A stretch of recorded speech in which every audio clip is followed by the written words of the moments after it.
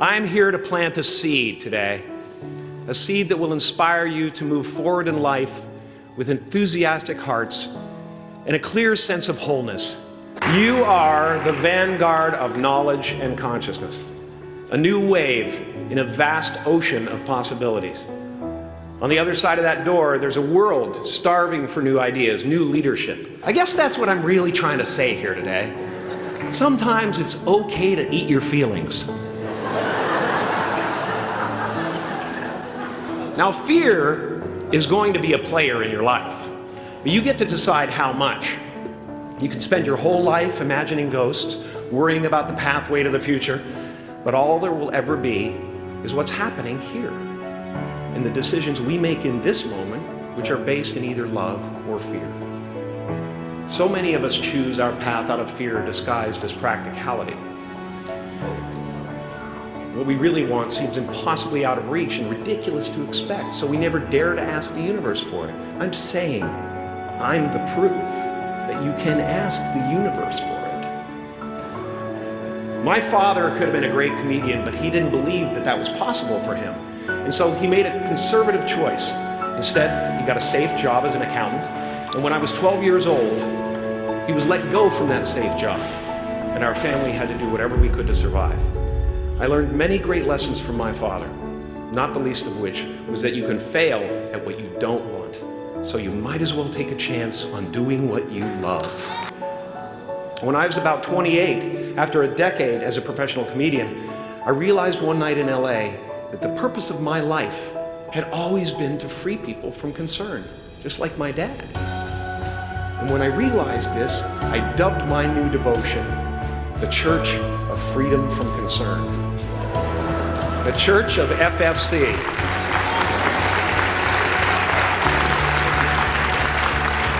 And I dedicated myself to that ministry. What's yours? How will you serve the world? What do they need that your talent can provide? That's all you have to figure out. As someone who's done what you're about to go and do, I can tell you from experience, the effect you have on others is the most valuable currency there is. Because everything you gain in life will rot and fall apart, and all that will be left of you is what was in your heart. But you guys are so ahead of the game. You already know who you are. And that peace that we're after lies somewhere beyond personality, beyond the perception of others, beyond invention and disguise, even beyond effort itself. You can join the game, fight the wars, play with form all you want, but to find real peace, you have to let the armor go. Your need for acceptance can make you invisible in this world. Don't let anything stand in the way of the light that shines through this form. Risk being seen in all of your glory. Painting is one of the ways I free myself from concern, a way to stop the world through total mental, spiritual, and physical involvement. But even with that comes a feeling of divine dissatisfaction. Because ultimately, we're not the avatars we create. We are not the pictures on the film stock. We are the light that shines through. All else is just smoke and mirrors, distracting, but not truly compelling. I've often said that I wished people could realize all their dreams and wealth and fame, and so that they could see that it's not where you're going to find your sense of completion. Like many of you, I was concerned about going out into the world and doing something bigger than myself, until someone smarter than myself made me realize that there is nothing bigger than myself. My soul is not contained within the limits of my body. My body is contained within the limitlessness of my soul. One unified field of nothing, dancing for no particular reason, except maybe to comfort and entertain itself. The imagination is always manufacturing scenarios, both good and bad, and the ego tries to keep you trapped in the multiplex of the mind.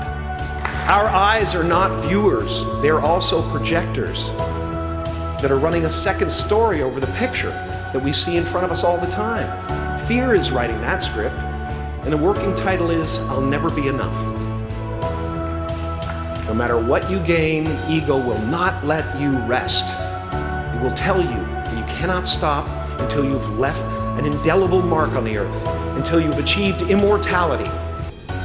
How tricky is this ego that it would tempt us with the promise of something we already possess? So, I just want you to relax. You know, that's my job.